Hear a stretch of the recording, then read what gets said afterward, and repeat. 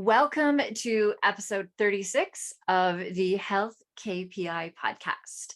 I have the pleasure today of interviewing and introducing you to Viktoria Hamma, who I met during my appearance on her YouTube TV show, The Subconscious Proof.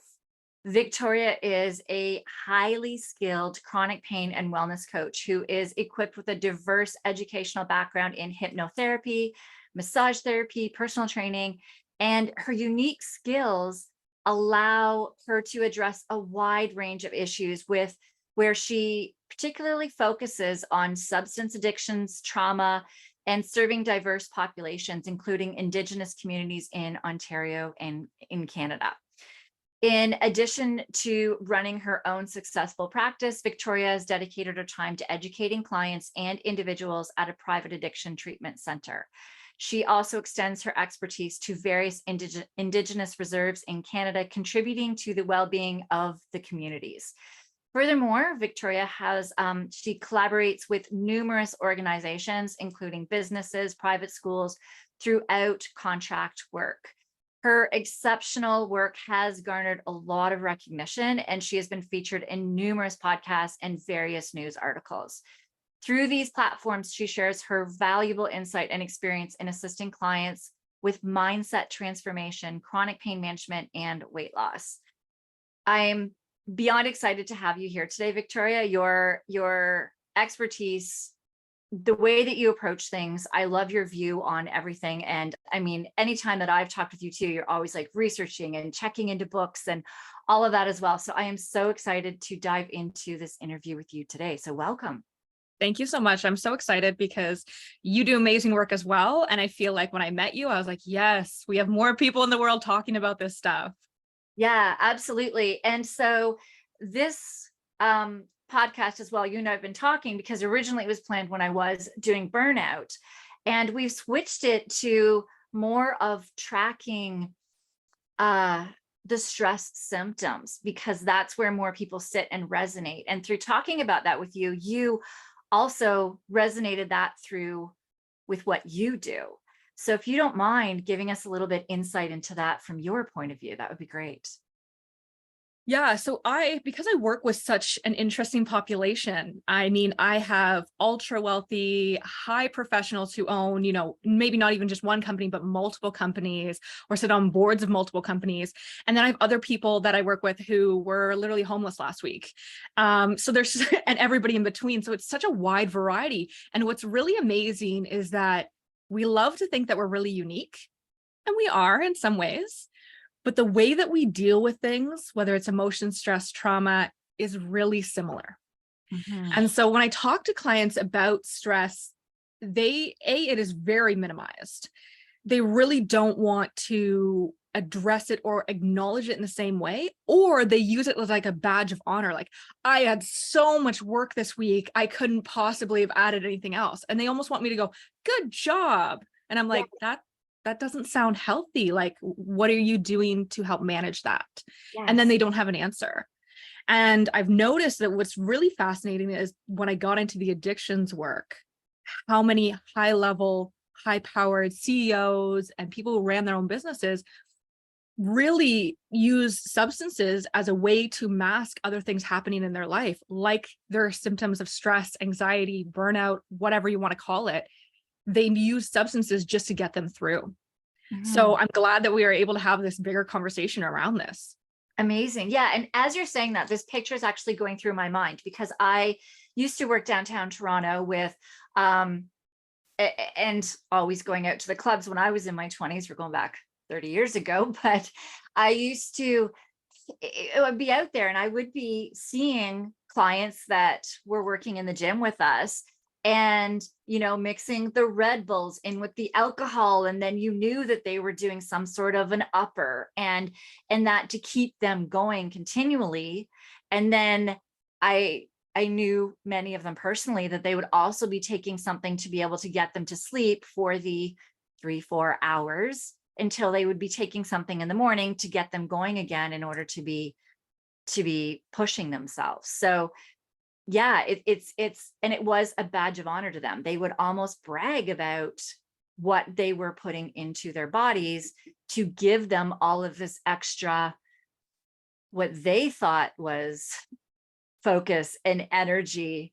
But fast forwarding, years, and I would hear stories about many of these individuals where things didn't go in the direction that they wanted them to go. And it often, they don't see it early enough. Hmm. And I'll use like the real estate industry, because that's a really big one that has a lot of substance abuse. That there's many, but one definitely is real estate or hospitality. And it's so normalized that it's hard to recognize the early signs of when you're using substances to kind of deal with other stuff, because it's normal to go to a showing or have an open house and have some alcohol there, or take a client out, or this or that.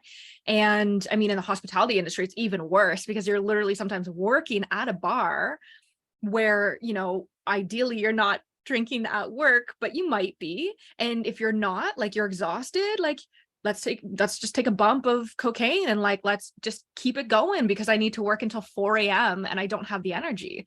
And it's so normalized that the conversation doesn't start very early about like, I think I might have a problem.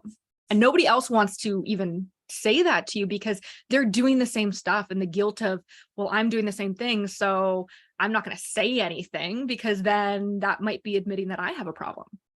Yeah. And when we're diving into that as well, when you get into some of these businesses and industries, and I do recall, like in my early 20s, seeing how much they worked, how much they were pushing themselves. And it did seem the norm that when we get this norm, we don't then see the habits creeping up, or how it is always affecting our health or our life, which is our focus, our energy, our drive, everything that does affect it.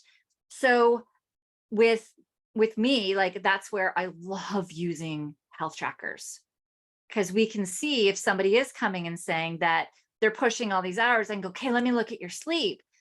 And we can flat out see the deep sleep they're getting or not getting, the REM sleep. So the deep that helps to heal the all of the body systems, and the REM sleep that's helping the focus, the brain, the moods, their ability to actually close deals and be present. And they can start seeing the difference of when that increases, how the feelings can increase as well. So diving into that, when we're looking at the nervous system as well, that's where we see their HRV is just tanks. And that's where we see moods going all over the place. So when you're thinking of clients and you're hearing their stories, like we did just talk about the worst. Let's talk about the start, when you're hearing stories of the start of them, so people can start realizing where that sleep would get off, where that nervous system dysregulation would start affecting them. Can you dive into that, of when they start realizing where it actually started? You know what? I would love to say that they can see it, but it's very challenging unless you have somebody in your life who's like, I think you're not getting enough sleep. So the self-awareness, and when I talk to clients, I always say awareness is the first step, because you can't change something if you're not aware of it. Using, like, I have a Fitbit, and I love my Fitbit because it does help me keep on track a little bit and be a little bit more cognitive about the choices I'm making throughout the day, as well as at night. Sleep is so fundamental for almost everything. Like, there is so fascinating what sleep, and even an hour less of sleep, does. Because what's interesting with sleep is that, we know the symptoms of not having enough sleep. We already know that. We wake up and we're like, oh, I'm kind of groggy. It's hard to get myself up and going. I have definitely have that midday crash. And then I'm so tired in the evening, like I want to have a nap. But then for a lot of people, if you have a nap, then your sleep that next night is disrupted, and you're constantly in the sleep deficit. And when you're in a sleep deficit, what's interesting about sleep is it's not something you can actually get back, right? Once that 8 hours at night is gone, you can't create more hours. It's gone. So you're in that sleep deficit that's affecting your health for that day. And then if you continue the cycle for more days following. So something I notice with a lot of people, especially with my food addiction clients, is their food habits when they're not sleeping well enough. So when they're not sleeping well enough, they need more energy because their body is trying to do more with less. So then they turn to foods that are not as healthy for them, or they turn to stimulants. A lot of people, like I had a client who was a high-powered lawyer and ran a firm, and it was, in a sense, it was a bit comical because he was talking to me at an addiction treatment center and bragging to me about his job and how much he worked. And I was like, and how's that going for you? Like, and he's like, well, and he immediately wanted to come up with the excuses as to why it was okay. But when you actually are like, okay, well, how much are you sleeping? Well, like I try and get between 4 and 6 hours. Okay, well then how do you survive on 4 to 6 hours? Well, then I just did cocaine. Yeah. Okay, we're seeing a pattern here, So I think opening the lines of communication around that is the first start. Absolutely. And this is the thing too, as far as where sleep goes, is we say, well, not we say, it is said that like 7.5 to 8 hours of sleep is the average of what people need on a daily basis. The thing though, is that that's what people know that, but they also think, okay, that's like best case scenario, but I can be good on 6 hours. If we look at the definition of sleep deprivation is 6 hours or less of sleep. And if you look at chronic sleep deprivation, that's 3 months of 6 hours or less of sleep on a night. And with me working with responders, 4 to 6 hours was just average for them. And they thought culturally, because everybody else is only getting 4 to 6 hours, even on days off, because their body can't sleep, they think that's the norm. But as you say, that's where studies do show that when you get 6 hours or less of sleep for 3 months in a row, then that leads to mind and focus irregularities. It leads into ethical decisions, which leads into, we get gambling, sex addictions, we get into the substance abuses, and it also can lead to suicides.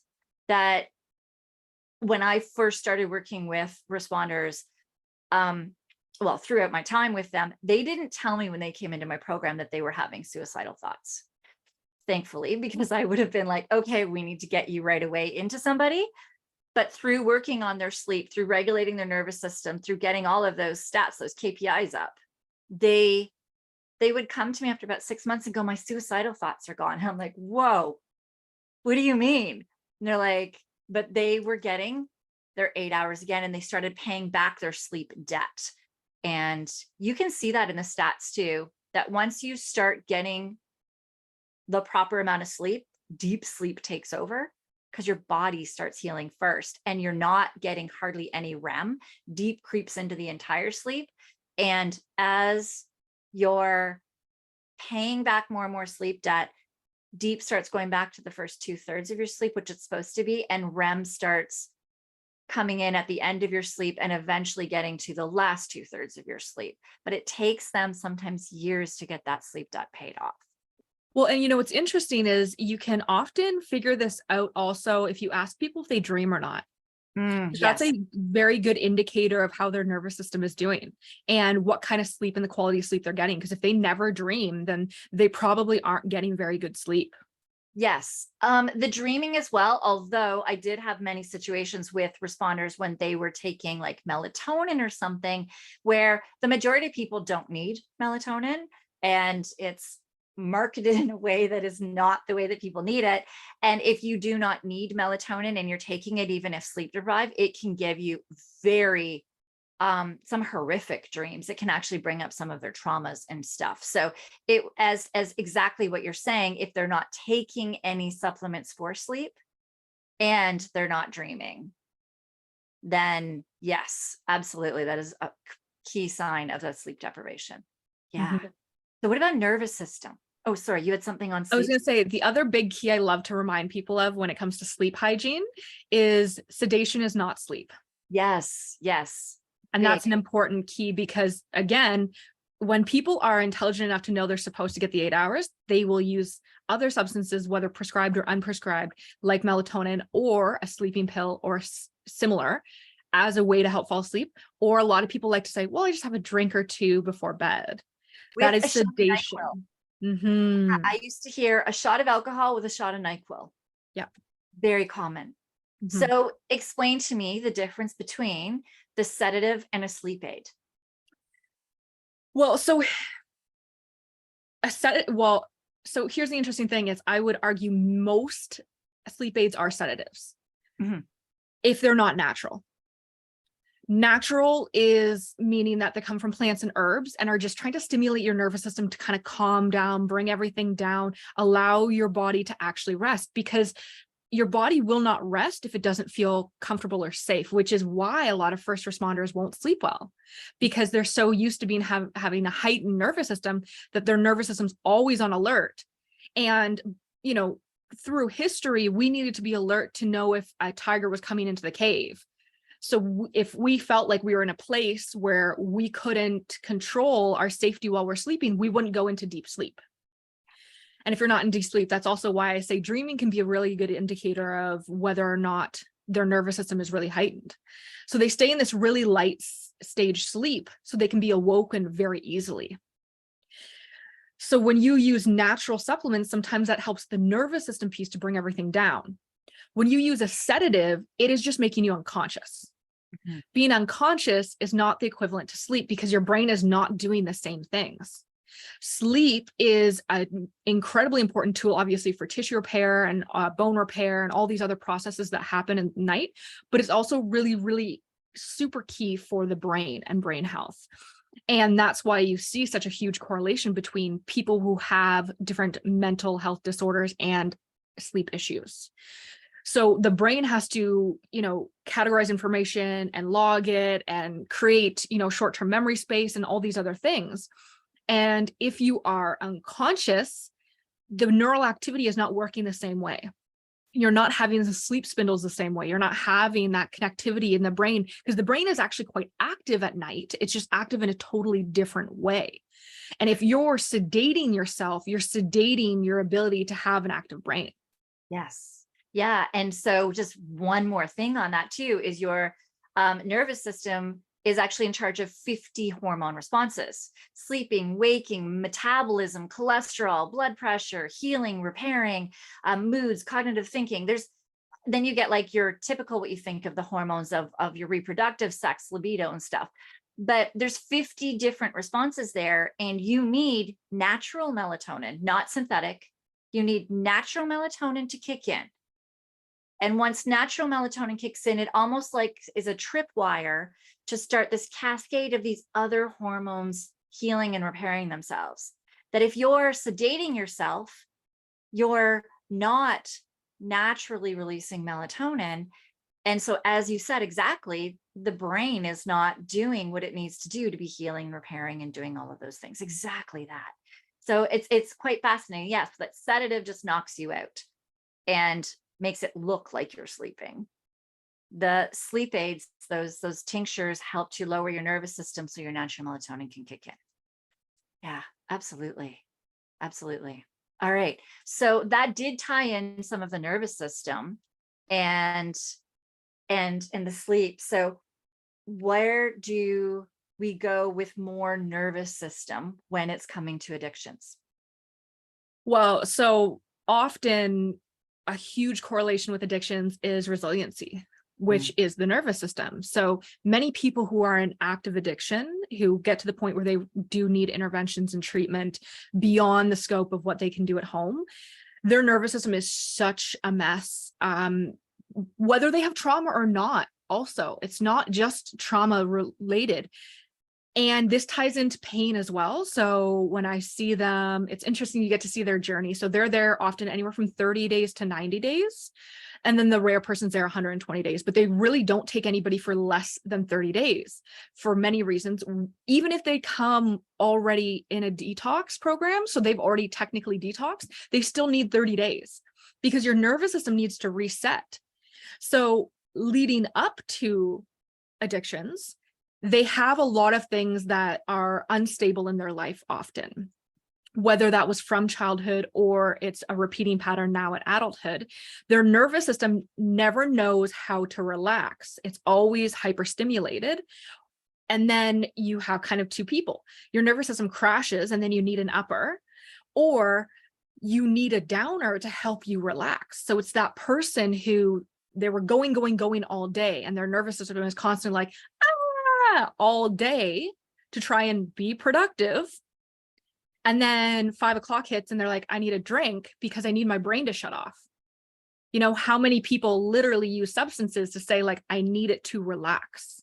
They have no other tools to relax. They haven't created any other program to allow their nervous system and their body and their brain to relax. And so they use a substance.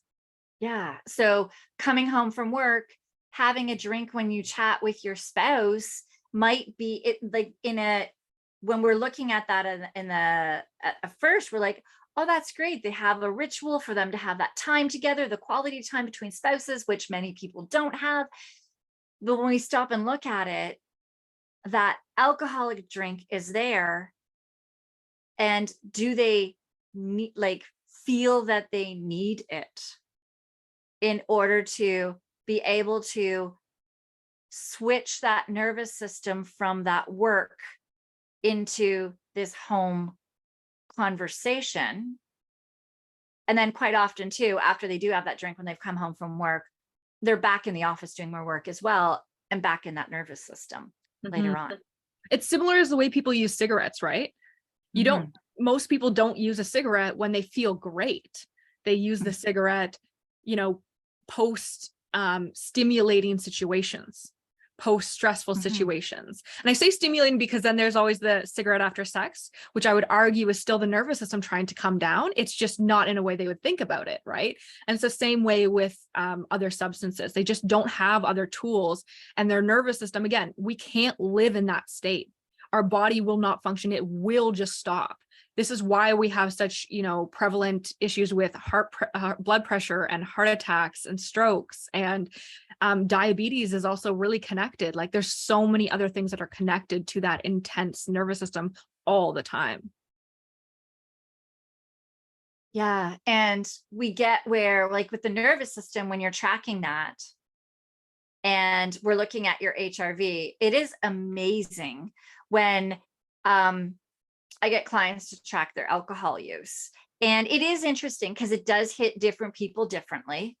Some people, one drink can hit them like really super hard, and some people it's not as much. But it is fascinating. And I'm not even talking addictions. I'm talking about a drink. When you are having a drink in the evening, how that can drop your HRV. And your HRV is your body's ability to handle stressors. And for some people, like having a couple of glasses of wine in the night can make their HRV stay low for days, which means when you're trying to focus, when you're trying to close a deal, when you're, you know, working on a very important project at work, your ability to handle any stressors, which means any conflict with your team, managing anybody, any issues that arrive in a project, or even being able to think and be calm when you're negotiating a contract from one drink. Well, and this is why people get into using substances, because if you're unable to do that, and you don't have tools beyond your substance to do that, then when you do need to close a deal, you're like, well, I need to have a drink. Because in your mind, the association is the drink actually helps me. Whereas statistically, when you look at the science, it's not doing anything for you. It's actually exasperating the situation. Yeah, absolutely. So I don't even know where is that line between an addiction and not? I don't know. So that's a very tough question because it looks different for everybody. I simplify it by saying if you use the words I need about anything that's not a true need, like food, water, whatever, I would say that you probably have an unhealthy relationship with it. Mhm. So, and it could be shopping, it could be sex. Like there's so many, and even with food, it's like, I need this candy bar. No, you don't. If you say you need it and you believe it, then you have an unhealthy relationship with that thing. If you say, I need a drink after work, no, you don't. It's not necessary for survival. It may feel necessary for survival because that's the habit and that's the behavior you've created and your body understands. That doesn't mean that it's needed. So that's how I super simplify it. Obviously, it's more complex when it comes into the actually categorizing of it and really looking into the history. It's interesting how many people like to equate their addiction to addiction in the family, where even though, yes, genetically there is some changes, interestingly enough, epigenetics would say that it has nothing to do with genetics. It has everything to do with environment. So it's often much more about how you deal with situations, what situations you're given, what tools you have to deal with those situations, how you're raised, what behavior was modeled to you. All of those things are going to make you at a higher or lower risk of addictions. Yeah. So you had brought up as well before we started recording, limitations. Mm-hmm. Can you dive into that a little bit? Because that was something where I was like, I'm not sure I resonate with this. But as you started describing it, I'm like, oh, I so resonate with this. Yes. So I will use my own personal story for this. And it's not addiction related, but it's medicating limitations. So a few years ago now, I went on a low dose of an antidepressant. And obviously, like I felt better overall. I also was making other health changes. So it's arguable about how much of it was the antidepressant and how much was my other life changes. But I was listening to a really great audiobook called Drug Dealer MD by Dr. Anna Lemke, who is an addiction specialist. And she made a comment in the book that really resonated with me. And I reflected on it in so many other ways, including my own life. And she asked the question of when we're medicating people for mental health conditions or addictions or whatever it might be, why are we doing it? Are we doing it because they need it? Or is it because they have a limitation in their life that they want to get rid of and they're using the medication to do that? So in my own life, when I reflected, I recognized that what this antidepressant gave me was the ability to work longer hours and do more with less side effects. It actually gave me the ability to do more. And that's why I loved it, because mentally my brain was like, we're still good. We can still keep going. Whereas before I would have been tired and I would have needed a break and I would have felt mentally drained. And when I reflected on that idea, I was like, oh my gosh, I'm literally using this medication to continue my workaholism and really perpetuate my own burnout if I'm not careful. Yeah. And when you look at this in the life of other people, and I like to use ADHD because there's a lot of controversial and people hate the conversations around ADHD because you're either of one or two camps. It feels like at this day and age, you're either the camp of like ADHD is in so many people and people aren't treating it properly, blah, blah, blah, blah. Or there's the camp of like, yeah, okay, everybody has ADHD, whatever. It's not a big deal. And it's interesting to me because ADHD and a trauma response look the exact same. Especially at least in children, and I would argue even in adults. But if you have a child in school who has the inability to concentrate or is constantly moving or can't retain information, that's all also a trauma response. If the child has had trauma in their history, their nervous system is primed to react, trying to look, hear, see, and feel everything all the time to ensure their environment is safe. What does that look like? A child constantly fidgeting, constantly looking around, constantly doing this and that. They also are in our fight and flight response, which means all of the blood is in their muscles, not necessarily in their brain. And so they physically feel the need to move. They fidget, they move around, they can't sit still. So it's interesting to me how we're quick to say it's ADHD. And I actually I had a client one time who was a doctor who worked in a hospital with kids more in mental health. And I asked, how do you even diagnose that at 5 years old as ADHD? And he said, we really try not to, but they get pushback from the parents. And I would argue, okay, well, are you medicating the child because you feel it's best for their health? Or are you medicating the child because you want to take away the limitations of not being able to sit still? Mhm. And maybe they just have a limitation right now in their life that they can't focus for more than 15 minutes. And instead of just medicating away that limitation, you should be working to treat the cause of that limitation and slowly extend their focus from 15 minutes to 20 minutes to 25, 30, whatever you need it to be. Yeah. And checking into traumas as well as with ADHD. A lot of research, I do a lot on the neurodiverse side because of my child. And there's one of the biggest gifted gurus, Linda Silverman. She talks about how a lot of the kids that present with ADHD with her actually have an auditory processing disorder where they're actually hearing more. They might hear different things left and right ear, so they can't sit still. They're constantly hearing so much and overstimulated in their auditory processing that quite often, once these kids get these proper filters to actually filter out noises or allow them to hear the same in the left and the right ear, which requires a very special audiologist to know how to do this. Most do underhearing. You need a special audiologist that understands overhearing, that the ADHD symptoms often go away as well. So there's often, as you're saying, I do 100% believe that there is a reason for certain medications at times when there's somebody that's suicidal. Absolutely take a antidepressant or anti-anxiety if it's the anxiety and panic attacks that's getting them to that suicidal state, so that we can then do the deep work to fix the problem that caused it. So we see as well with everything, all of these affect, so stress is affecting, your brain perceives the stress, the nervous system kicks in, and when you're in that fight or flight state, you don't need to have a meal, your gut slows down, and 90% of your serotonin, which is that synthetic hormone that's in anti-anxiety and antidepressants, 90% of that's released in your gut, that happy, I feel good, I want to be social, I'm calm hormone.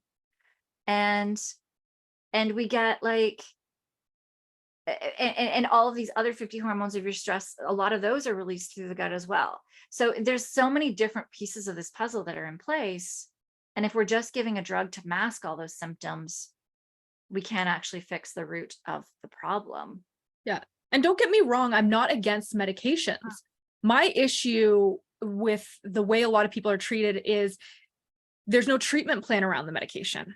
It's here, have the medication, and you'll just be on it indefinitely because we're not going to go any further with that, which is bizarre to me because even as a massage therapist through my regulatory board, technically every single person we treat, even if somebody just came and said, hey, I just want a relaxation massage, technically we need to create a treatment plan for them. So we're required even just for a relaxation massage to create a treatment plan. And yet a doctor is not creating a treatment plan around medication, which is altering chemicals in your body. And so when I see clients, and I have a lot of clients I see who are really against medication, and I explain to them, look, it is a tool and it is very helpful. So especially in addictions, there's a lot of studies that have proven using medication to help you with withdrawal symptoms, helping you with cravings, helping you with other things.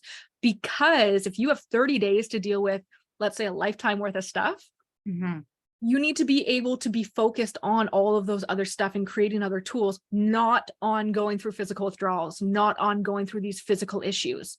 And then as you create those tools to help your nervous system, to help your mind, to help you deal with that trauma, then you can wean off of those medications because now you're in a state physically and mentally where you're able to actually handle some of those physical symptoms that may come with getting off those medications. Absolutely. And my struggle with a lot of prescriptions as well is just somebody says their symptoms, a prescription's given. It's not, there's no diving into, hey, do you have gut issues? Right? Like it blows me away. Even just proton pump inhibitors, which are an antacid, the amount of clients that I have that are given an antacid and not one of them ever had testing first to find out if their acids were even high. The thing is when you're stressed, your stomach's slowing down, your acids actually slow down, high bacteria, bad bacteria, and high stomach acids are similar symptoms. So a doctor is taking somebody saying symptoms that are of one thing when it can still actually be another without figuring out which is it first, which do we help them with. So giving a prescription just because somebody has said some symptoms to you without diving into the root cause first is also where I struggle with prescriptions as well. Absolutely. So people listening to this, we've talked about the addictions. We've talked about where if it's something that they feel they need to have, then that could be an addiction sign. So what do they do? Like, where do we go from here? Mhm. So this is where reflection is really important. And unfortunately, for a lot of people, they don't spend much time sitting and reflecting, journaling, doing any activities like that. So they are very unaware of a lot of their behavior, and they're very unaware of the connections in their behavior. So if you don't want to do the work yourself, I will say go to a therapist, go to a coach, go to somebody who will help identify those with you. When they hear your story, they'll start to ask questions that will make you become aware. But really, I would say stopping every day and doing a reflection. Or if you've noticed a bit of a pattern and you're like, oh, that's kind of interesting. I tell people, like, get curious, because it's not about judgment of your behavior. It's about just recognizing it so then you can address it. So even, I see it a lot with food addiction is a huge one, because it's one of the more challenging addictions because you can't be abstinent. You have to eat food. Whereas you really don't ever need to have alcohol. You can avoid that your entire life. So with food addiction, a lot of it is behavioral patterns and habits. And once they recognize that they may have an unhealthy relationship with food, then that's when they can start to recognize some of the other habits and patterns. But even then, they may say, oh, well, I always eat a really bad snack at 5 p.m. just after dinner. And if you just accept that as like, oh, well, I just need to fix that, I just need to stop eating that, you're stopping yourself from recognizing what's driving the behavior. So even when people come into me for chronic pain and they say, oh my gosh, I don't know what's going on, like right now my hips bother me, my low back's bother me, and I listen to all of it and hear all the symptoms, and then I ask, how's stress been lately? And it's interesting because it's not something they would bring up. They wouldn't say, oh yeah, my mom's dying, by the way. Yeah. They would just focus on the physical symptoms. But when you ask another question of like, okay, well, let's take a step back. Let's look at the bigger picture. What else is going on that may be connected that I'm not recognizing? So when you take a step back and you say, okay, well, I always eat late at night at 5 p.m. and it's always a bad snack because, well, it's the only time I have to have 15 minutes to myself. And so I think I deserve a treat. I worked hard, so I'm going to treat myself. Or, oh, this pain is really bad. Oh, and my mom's also dying and I've been really stressed because I'm the primary caregiver and I don't feel like I can ever rest because I'm always worried something's going to happen to her. Like once you hear that bigger picture, you're like, okay, well, now let's actually work on the stuff. So being aware without judgment is the biggest thing you can do for yourself. Taking a look, and I sometimes say as like a third party. Imagine if you were watching the scene unfold in front of you and you didn't know the people and you were just kind of observing it. What notes would you make about that observation, that interaction? Yeah. And that allows you to take a lot of the judgment out of it as well. Yeah, absolutely. I love that. Because the thing is we are our own worst critic. We judge ourselves the most. Things that we would punish ourselves for or put ourselves down for, we would never put anybody else down for. And so that is huge, to stop and take that look outside. And to add to all of the amazing things you just said, when it comes to food as well, like somebody might need that sugar. And it might be to where their willpower cannot handle it. They need that sugar. And that's where you're like, okay, I can't stop. I can't stop no matter what I'm doing. That's where we can start diving into too. What is there different hormonal imbalances going on with you? Are there, like if we dive into every time your stress system kicks out, your glucose also kicks out, which starts throwing off blood sugars, waking you up mid-sleep, and then you get hangry all the time. that if you start taking note of some of these, quite often, a lot of them actually have an underlying cause. But there's the thing is, if you go to somebody to be balancing out your blood sugars, you might be hitting plateaus with them, even though they know what they're doing to balance the blood sugars, because the stress is kicking off the nervous system, which is taxing your system. Like there's all of these systems at play in our body. So diving into one aspect as well is usually, no matter how trained that person is in that one aspect, like no matter how much somebody is in, like in I was thinking of alcohol, but I don't like, if somebody is just working on detoxing you from that vice, but they're not working on what got you there in the first place, the habits of working crazy hours, needing to work more, needing those stimulants, or the traumas or the different things that are going in with them, then no matter how good that person is at detoxing, no matter how many times you detox yourself, you'll keep going back into it, but you'll keep punishing yourself instead of taking that step back and going to somebody going, okay, I keep detoxing myself. I don't want to be doing this. What's going on? And I always remind, and like, it's easier for people in addiction to see this, but people who don't understand addiction, they do think it's like, we'll just stop drinking. Yeah. And it's like, okay, well, if that was the cure, then detox centers would be full of curing people, but that's not happening. So clearly that's not solving the problem. And we need to take a bigger look at this. Yeah. Like, why did it happen in the first place? And it's usually not just one reason. It's usually not just because I was working a lot and wanting to work in my career. Like, what got you to that point as well? Like, there's so many layers to this. And that's where finding somebody like you, when you're in the addictions, to really be able to get under that hood and go, okay, so you're addicted, but let's dive into the deeper picture. Let's really figure this all out. And that's where too, like, I love being able to get that data from a tracker too, because it doesn't lie. And I can go into and go, okay, what happened on Wednesday? What was your Wednesday like? And they can start telling me. And then that's when I start learning about things like, so instance two, somebody is working a lot, and then when they're at home, they have the guilt of not doing the things. So then they don't stop and slow down because of the guilt of how much they just worked. And it could be the day off is the one that's showing more stress than the work day of the crazy hours. And you can start diving into it. So I love being able to really be able to figure out, okay, where are the stressors that are perceived by your brain, taxing your nervous system, throwing off your gut, messing up your hormones, getting everything out there so that you do start craving the sugars. You do start craving the uppers, the downers, the sleep, to be awake, to have the energy, and all of those things. Yeah. So with that being said, with diving into all of this, what is something that we have not talked about yet that you feel we need to touch on? Harm reduction. Yes.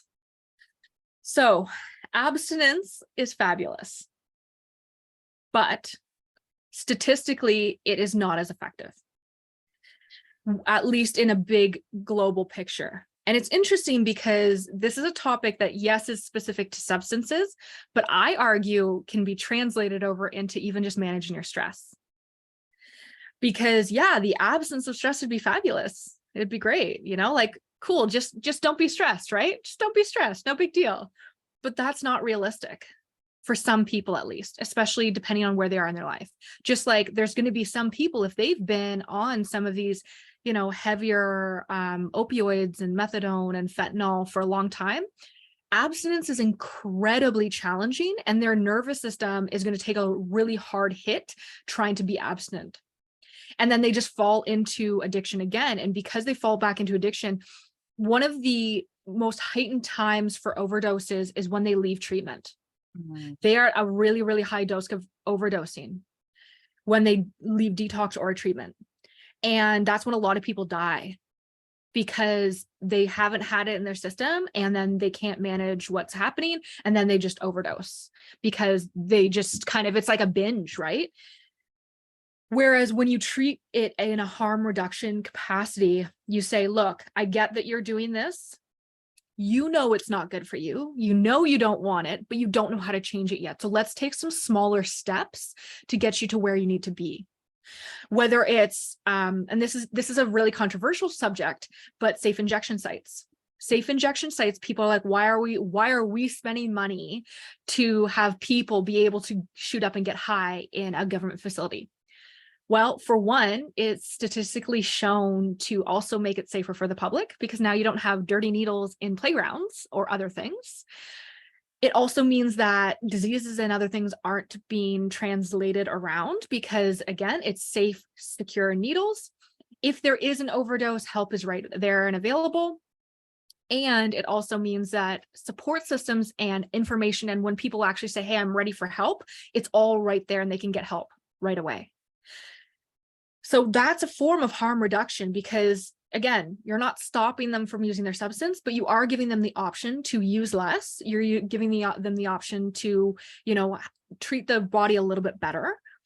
There's other ways of doing harm reduction. And what's actually interesting is when it comes to alcohol, it's one of the most effective treatments for alcohol is lowering how much you're drinking. So if you are drinking every single day, even if it's just one glass of wine, I would encourage you to try and drink 4 days a week or 5 days a week and see how you do. And if you struggle, that might be enough of the indicator for you that you have a bigger issue happening. So harm reduction is incredibly helpful. And when it comes to the nervous system, it also means that you're not making this huge change to the nervous system that is going to make things more challenging. So we've talked about uppers and downers, but what people forget is an upper literally means it's increasing your sensitivity in your nervous system. There is a rebound of your nervous system trying to balance out when you take away that stimulant. So if you do it that way, then you need a support system of people helping you as your nervous system is balancing out. If you're doing it on your own, then reducing the amount you're using is incredibly helpful to be able to allow your nervous system to start to adjust without the rebounding of it trying to find equilibrium again. Yeah. And what you said as well about like, people do want to strive for that balance, and I've had people ask me like on a tracker, when are my numbers just going to be the same all the time? I'm like, they're not, because life happens. We have different stages too, right? Like you're single and then you move in with somebody and then you get married and then you have kids and then you've got like these little babies and then toddlers and then teenagers and then they move out. Like there's all these different stressors. And then there's stressors in your career, there's stressors in life, there's stressors in your health. There's always going to be stressors. Just even the stressor of like going to a wedding and having all the drinks, eating all the food, doing all the stuff, staying up really, really late, and then maybe having commitments the next day. You can't go through life without having these celebratory events that are going to throw your stats off. And so it's kind of like riding a horse where you're holding the reins, but if you always hold those reins tight, that horse is like going to get panicked and nervous. And if you just let those reins be too loose, the horse is just going to go all over the place. So it's the kind of that balance between a little bit tight, little loose, little tight, little loose. Like nobody's going to be perfect in anything. And just knowing that having the tools when your data starts showing you that, oops, you're getting a little stressed here. Oops, things are getting a little off the rails, and you have the tools go, okay, I know how to get that back a little bit better. So it's always that back and forth. So that's why we have to have tools. And managing expectations, right? So going back to your example of horseback riding, I do actually horseback ride, and it's been really hot lately. And so guess what? My expectations of what my horse is going to want to do or whatever is changed when the weather is really hot out. I know that I have to change my expectations. And yes, in a perfect world, this is what my ride would look like. But guess what? It's not going to, because there's circumstances that are outside of my control. So I need to work with it and still make it manageable, because it can't just be, well, it's hot out, so I'm just going to give up. Like that's not a solution either. It has to be, okay, well, what can I do today? What am I able to do and manage? And how does that look? And, having that expectation going into it of, it's not what I thought it was going to look like, and that's okay. What can it look like today? Yeah, absolutely. Yeah. And as you're saying with this heat here too, my kids and I, it's always every day we go for, we go and do some sort of an activity and we're like, it is too hot. The pools weren't open yet. And that was really the only option was swimming because of how hot it was. Um, and we went for a little walk. And that was it. That's all we could manage. We're like, that's it. We're going back into the air conditioning. Like it was like they had our pools open until 11:45 at night here because of the heat warning here. Like Canada, it's hilarious, but how diverse we are in the winter and summer. But yeah, like we do managing our expectations of where it is and working within what we're able to do on those days. And getting creative with it, right? Yeah. Like that's a big piece is, okay, so you can't go outside. Well, maybe you can stimulate your brain by creating a plan for the next nice day, Mhm. and it's 15 minutes of getting your creative juices going and getting your brain working and in a way that like is still inside and makes you look forward to the future. Yeah, absolutely. Or like doing yoga, hopping on the rowing machine, doing something around the house. Yeah, like it's just, there's always options. We just have to really think outside the box. And sometimes it's hard to do on our own, but that's where having, a specialist such as yourself or coming to me in order to be able to really to help with so many different strategies outside the box that are doable, that are realistic, that are manageable, that Mhm. really do work within that. Amazing. All right. Anything else that you wanted to add today? I think really, since we're talking a little bit more about addictions, really what I have been focusing on is destigmatizing a lot of it and educating people a little bit more on what it looks to like to be addicted and how to help support people and how to help have no judgment about it. Because at the end of the day, it's just people struggling and we all struggle in different ways. And so, yes, some people use substances, which is a very easy visual of somebody not making good choices. But the reality is we all make choices that we know better. We Oh, all make choices and do things that like we'd like to do differently. So instead of judging each other about it, if you see somebody or yourself who's struggling, then reach out and be like, hey, I think I need help. Or, hey, like, do you know of a support system for this? Or, hey, have you talked to somebody? You look like you're struggling, yeah. and having that conversation early as well is a really, really good help. And if you have somebody to be a bit of a mirror to you, I'm fortunate because my partner is quite a mirror for my behavior. And he will call me out on things when I'm not, whether it's working too much or not giving myself rest or being too hard on myself. He's really good about saying, why are you doing that? And I don't like it in the moment, I have to be honest. But whenever I sit for a minute, I'm like, okay, thank you so much. I needed to hear that. So don't Yeah. be afraid to be that for somebody else. Yeah. And so if you are receiving some of this information from people and it is bothering you, maybe stop and wonder why it's bothering you and reflect in that for a moment and see, is there any truth into what they are saying? And Mhm. my other thing as well is just always, everybody is always doing their best. And that was a big learning. I did used to be judgmental of everyone until I started diving into all of this work and realizing that everybody is doing their best when they are taking something to try to fall asleep. They're trying to fall asleep. When they're taking something in order to give themselves energy, they're trying to give themselves energy to order to make through the day and do the best that they can. Everybody is doing the best that they can. That if you are starting to cast judgment, just ask yourself, do you feel that that person is really not doing the best that they can? And when you stop and really think about it, everybody is always doing the best that they can with the tools that they have. All right. So, Victoria, thank you so much for being with us today. I do in the show notes have all of your links to your show, to your website, to everything. But for those that are listening that want to hop on right now, where can they find you?